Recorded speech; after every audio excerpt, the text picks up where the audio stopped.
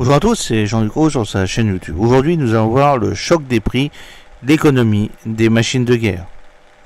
Le coût des systèmes d'armes, y compris des chars de combat principaux comme le char Leclerc, joue un rôle crucial dans les décisions d'achat et d'exportation.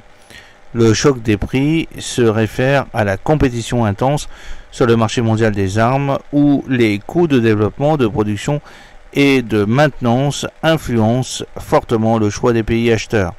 Voici une analyse détaillée de l'économie des machines de guerre et de leur impact des coûts sur la décision d'achat et d'exportation.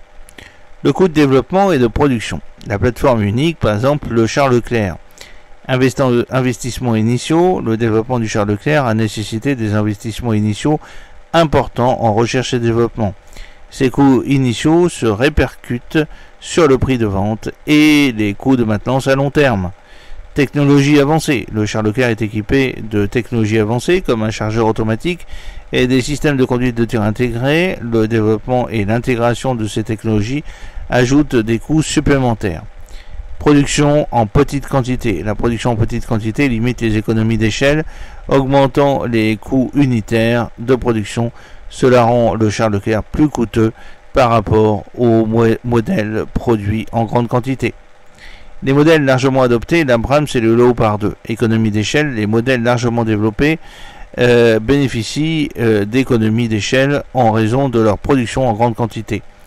Cela réduit les coûts unitaires de production et de maintenance. La standardisation.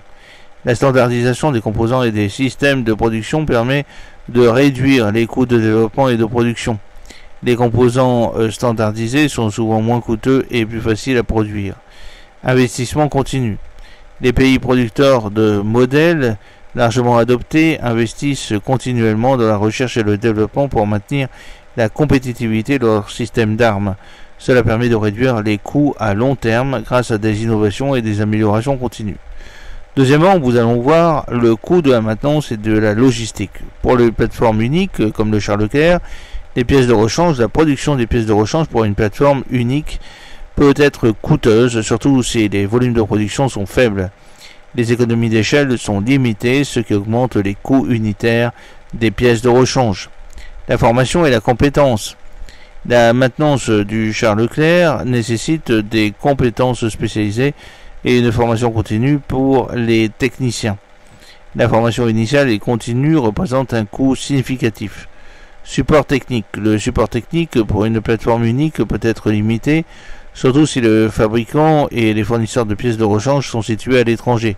Cela peut entraîner des délais de maintenance et des coûts de transport élevés. Modèles largement adoptés, les Abrams et Léopard 2.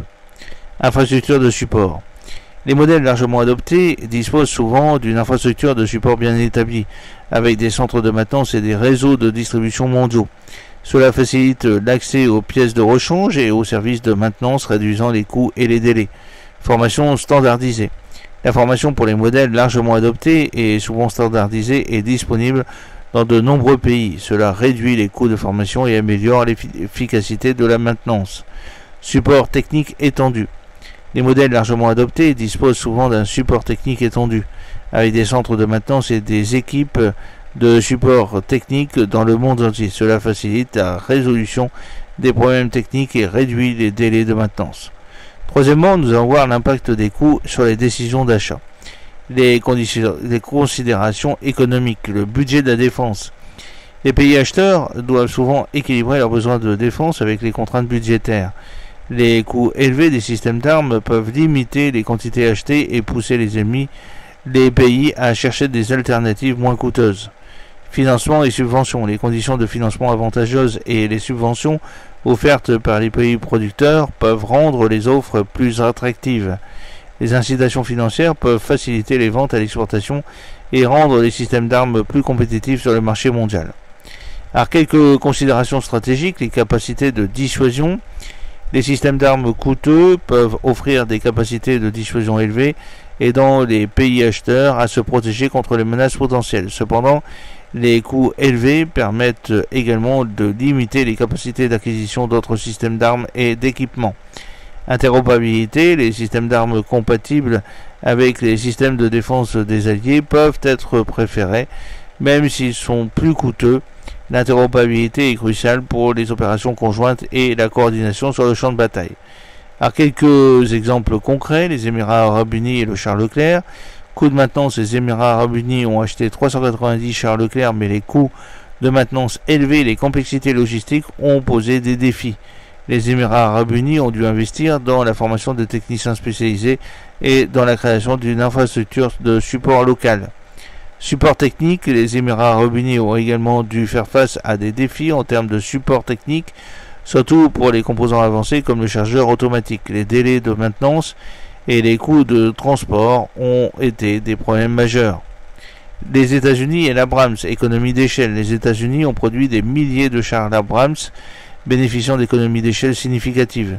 Cela a réduit les coûts unitaires des pièces de rechange et des équipements de maintenance. Infrastructure de support.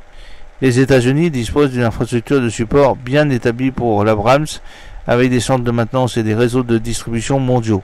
Cela facilite l'accès rapide aux pièces de rechange et réduit les délais de maintenance. Alors, quelles sont les leçons apprises? L'importance des économies d'échelle, la production en grande quantité. Les leçons apprises soulignent l'importance de la production en grande quantité pour réduire les coûts unitaires des pièces de rechange et des équipements de maintenance. La standardisation des composés et des systèmes de production est cruciale pour réduire les coûts de développement et de production. Parlons maintenant de l'infrastructure de support, la chaîne d'approvisionnement globalisée. Une chaîne d'approvisionnement globalisée et une infrastructure de support bien établie sont essentielles pour garantir une disponibilité opérationnelle élevée et réduire les délais de maintenance.